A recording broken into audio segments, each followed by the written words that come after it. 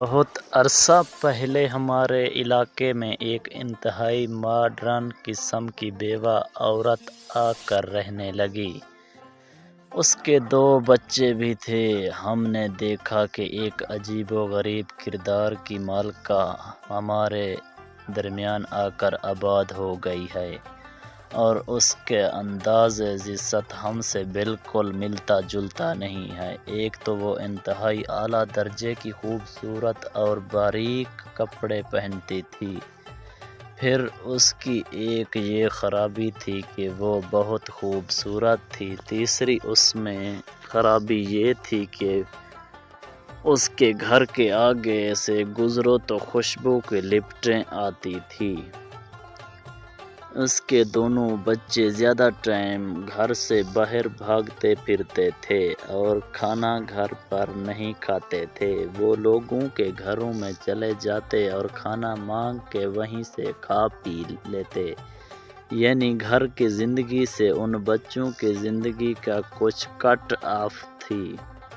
اس خاتون کو کچھ عجیب و غریب قسم کے مرد بھی ملنے آتے تھے۔ گھر کی گاڑی کا نمبر تو روز دیکھ کر ہم جان چکے تھے، لیکن اس کے گھر آئے روز مختلف نمبروں والی گاڑیاں آتی تھیں۔ ظاہر ہے اس صورتحال میں ہم جیسے بھلے آدمی اس سے کوئی اچھا نتیجہ نہیں کر سکتے۔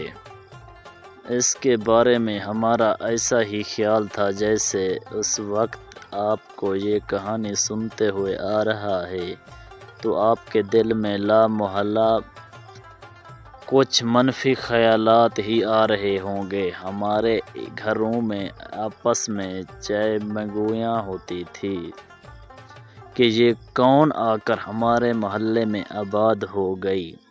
میں کھڑکی سے اسے جب بھی دیکھتا وہ کوئی نہ کوئی ناول پڑھتی رہتی تھی، کوئی کام نہیں کرتی تھی۔ اسے کسی چولہے چوکے کا کوئی خیال نہ تھا۔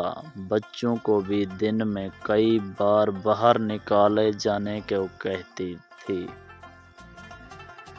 ایک روز وہ سبزی کی دکان پر گر گئی۔ لوگوں نے اس کے چہرے پر پانی کے چھینٹے وینٹے مارے تو اسے ہوش آیا، وہ گھر چلی گئی۔ 3 دن بعد وہ فوت ہو گئی۔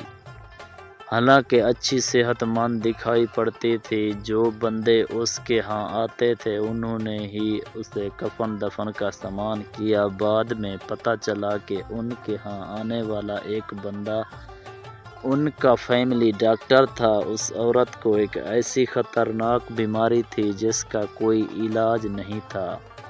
اس کو کینسر کی ایسی خوفناک صورت لاحق تھی جس کی وجہ سے اس کے بدن سے ہمیشہ بدبو آتی رہتی تھی، جس کی وجہ سے اسے ہر وقت خوشبو کا اسپرے کرنا پڑتا تھا تاکہ کسی قریب کھڑے کو تکلیف نہ ہو۔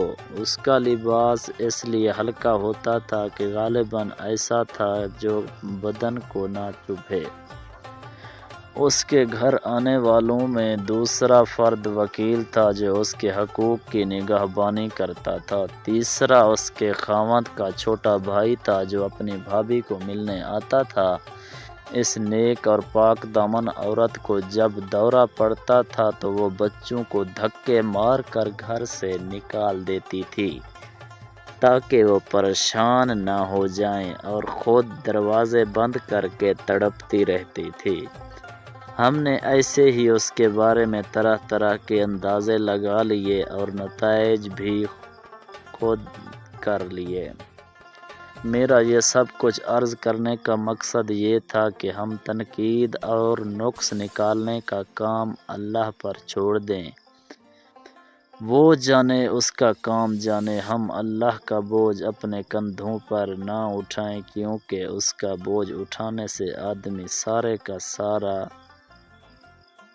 چبا ہو جاتا ہے، کمزور ہو جاتا ہے اور مر جاتا ہے۔ اللہ تعالی ہم سب کو آپ کو آسانیاں عطا فرمائے اور آسانیاں تقسیم کرنے کا شرف بخشے، آمین۔ ویڈیو پسند آئے تو ہمارے چینل کو سبسکرائب لازمی کریں۔